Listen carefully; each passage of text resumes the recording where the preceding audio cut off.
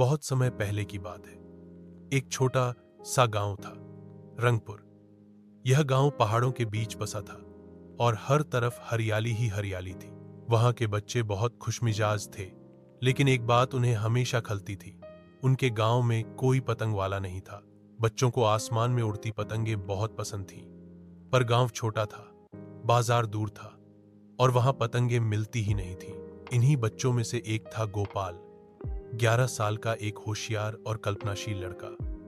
वह हर शाम छत पर बैठकर सपने देखा करता, काश मेरे पास एक ऐसी पतंग होती जो खुद उड़ती, बातें करती और मुझे दूर दूर की जगहों पर ले जाती। एक दिन जब गोपाल खेत की मेड़ों से होकर जा रहा था, उसे एक बहुत पुरानी झोपड़ी दिखाई दी।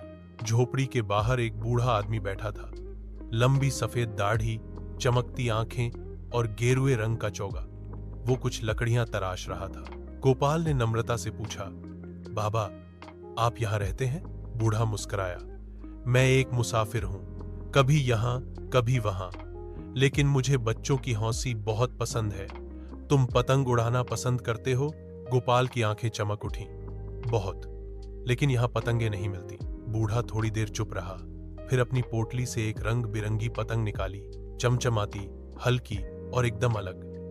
बूढ़े ने कहा, यह कोई साधारण पतंग नहीं है, ये जादुई पतंग है। लेकिन याद रखो, इसका जादू सिर्फ सच्चे दिल वालों के लिए है। गोपाल ने आश्चर्य से पतंग को देखा और घर ले आया। अगली सुबह उसने छत पर जाकर पतंग उड़ाने की कोशिश की।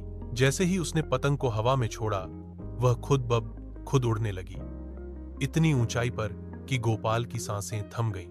और तभी, नमस्ते गोपाल, एक प्यारी सी आवाज आई। गोपाल चौंका। पतंग बोल रही थी, मैं हूं पंखुरी। पतंग ने कहा, मैं जादुई पतंग हूं। अब हम मिलकर कई मजेदार जगहों पर जाएंगे और लोगों की मदद करेंगे। गोपाल की खुशी का ठिकाना न रहा। पहली उड़ान में पतंग ने गोपाल को एक शहर में पहुंचाया जहां कोई रंग नहीं था।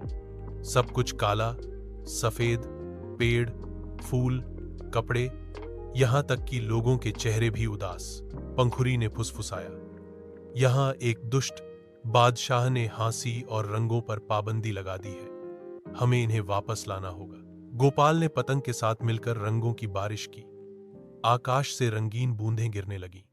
लोग खुश हो गए, बच्चे हंसने लगे और शहर फिर से रंगों से भर गया। बादशाह को अपनी गलती का एहसास हुआ और उसने माफी मांगी।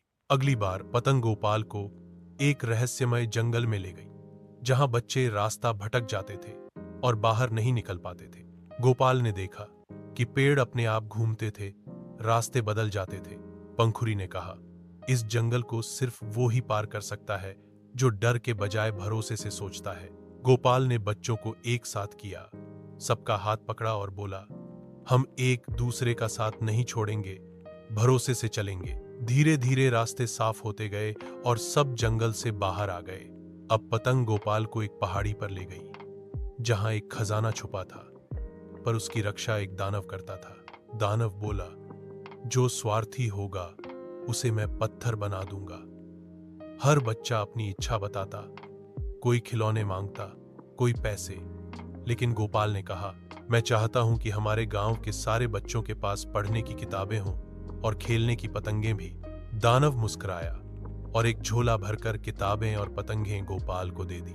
अब गोपाल के गांव में पतंगों की बारिश हो गई। हर बच्चे के पास अपनी रंगीन पतंग थी। एक दिन बूढ़े बाबा फिर गांव में आए। गोपाल ने दौड़कर उन्हें गले लगाया। बाबा ने कहा, अब तुम्हारा मन और मकसद दोनों उड़ने लायक हो चुके हैं। अब पंखुरी तुम्हारी दोस्त ही नहीं, तुम्हारी जिम्मेदारी है। सीख, सच्चा जादू किसी चीज में नहीं, हमारे नेक इरादों और दूसरों के लिए सोचने की भावना में होता है।